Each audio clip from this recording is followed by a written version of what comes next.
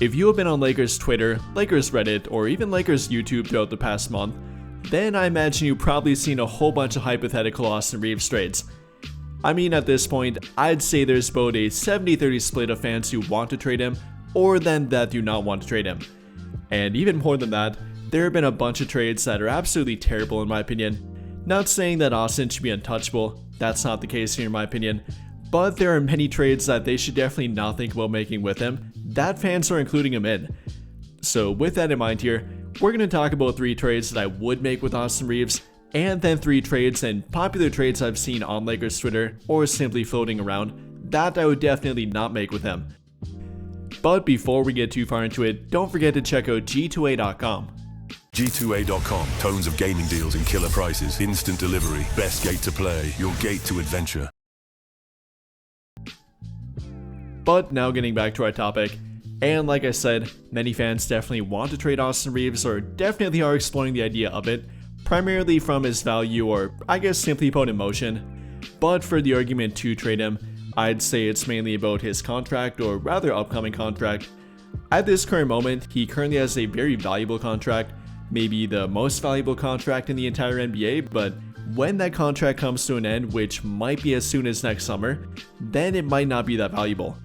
At that point, he might get paid anything from 30 to 40 million, even up to 50 million. And at that point, I probably would agree that he definitely won't be as valuable as he is right now, probably not even close to it, and it would take another leap for him to get there, which I wouldn't completely rule out, but might not be as likely as we hope for. And at this point, he again definitely has a very valuable salary, but next summer that very likely will come to an end, as he does have a player option for that season, worth only 14.9 million, and simply put, that's not enough to retain him. He vastly outplays that amount and likely will look for more money. And while they can offer him a contract extension, in which they can offer it in literally about a month and a half here, worth 89.2 million over a 4-year duration, that might not be enough to retain him. I'd definitely be open to it, and at that point he'd still have a pretty valuable contract for their team. That would only be about 20 million per year, and that's not too bad for Austin Reaves. But again, I don't see it very likely. The much more likely option for him is to decline that player option and decline that extension in about a month here, then test the open market next summer, which again might get him anything from 30 to 40 million per year, maybe even all the way up to 50 million per year.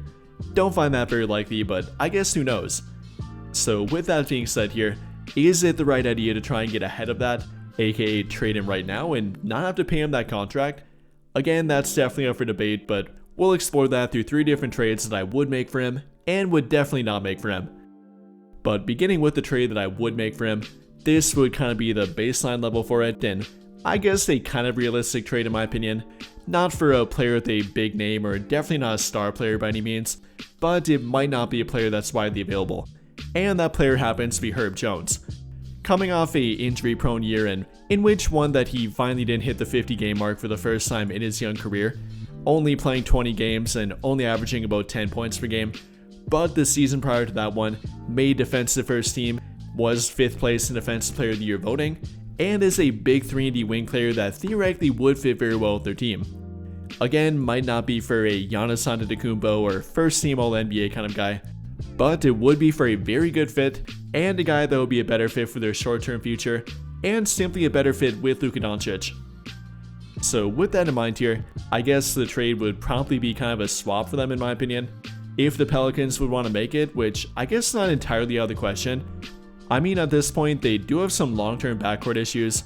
First of all, DeJounte Murray has a torn Achilles and likely will be out for the entirety of next season. Then on top of that, CJ McCollum is not only aging but is also under an expiring contract and not a part of their long-term future.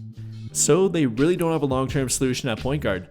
Maybe that could be Austin Reaves, maybe they'd sacrifice one of their great wing players like Herb Jones for him, then go forward with the combination of Zion Williamson and Trey Murphy III, which might not be entirely out of the question in my opinion. Again, you might not like this trade, isn't for the big name that many people want, isn't for the 25 point per game kind of option, isn't flashy or really anything like that, but it would be for a very good fit in my opinion, would be for a definite defensive upgrade, and a guy that I could stomach trading Austin Reaves for. Kind of the baseline I guess again in my opinion. But after that, I pretty much would only trade him for borderline star players and kind of unrealistic trades. The first of which would be for a guy like Jaren Jackson Jr., probably not available and does make a lot of sense for Memphis to trade him, but I would trade Austin Reaves for him should he become available.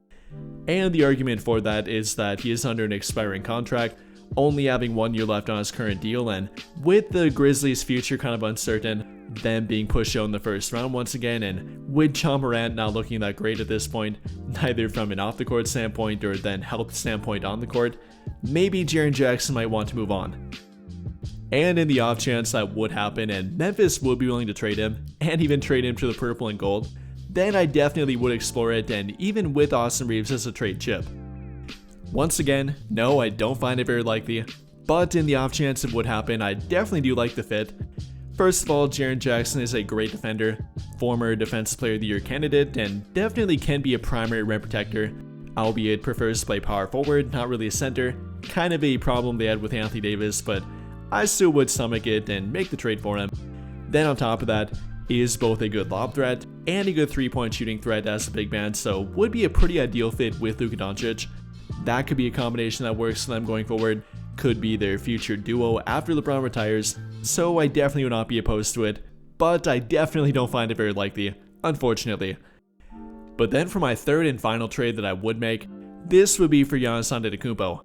Again, not very likely, and it definitely would take Giannis pushing his way to LA, pushing his way directly to their team and not the Clippers here, but I guess you could make a case for it, and if that would happen and if it would go their way, then I obviously would trade Austin Reaves.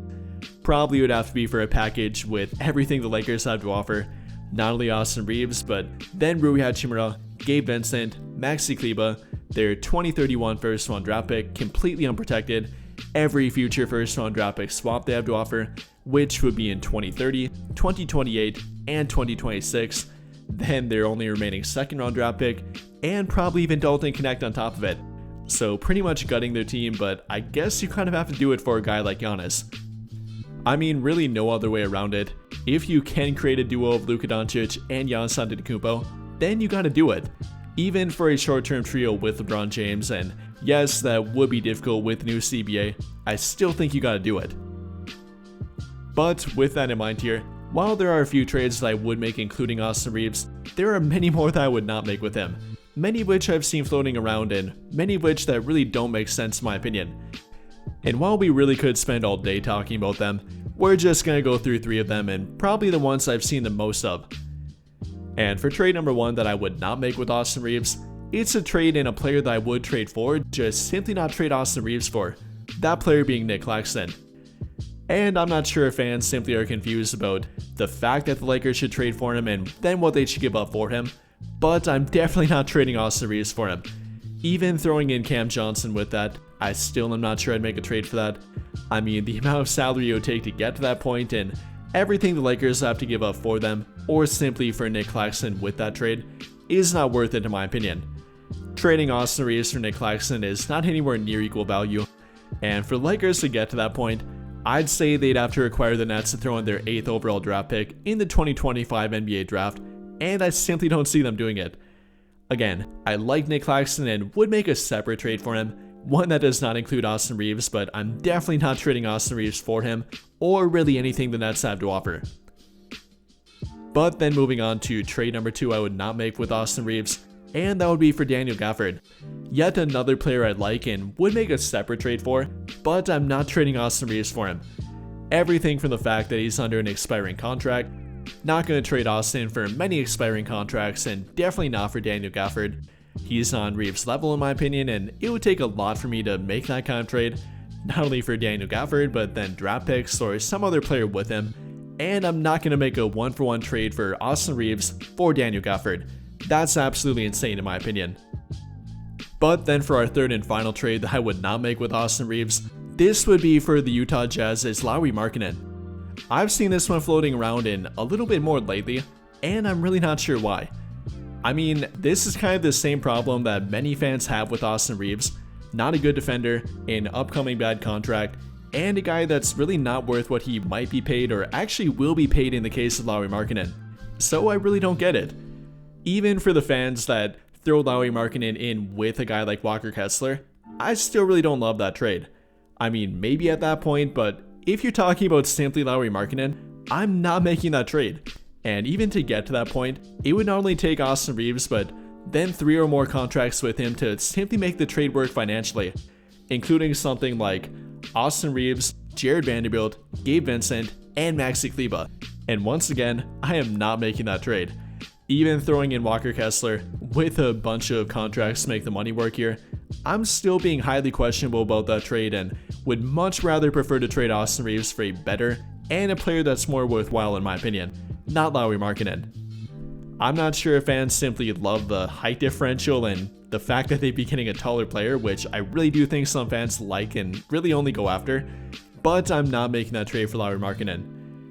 And overall here, what it would take for me to trade Austin Reaves would be for a guy like Giannis Antetokounmpo, Jaren Jackson Jr., or at the bare minimum a guy like Herb Jones, who would be an absolutely perfect fit in my opinion.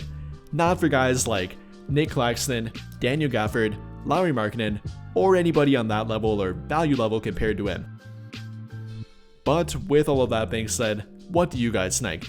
What kind of trades would you make with Austin Reaves and the players you would trade him for? And then how do you feel about the trades that many fans are including him in that you would not make? How do you feel about those? Let me know your thoughts in the comments down below. But I think that'll pretty much do it for this one. And if you enjoyed the video, then I'll greatly appreciate it if you dropped a like, subscribe to the channel if you have not already, and hit that notification bell to never miss out when I upload a video. But as always, thank you for watching and have a great day or night.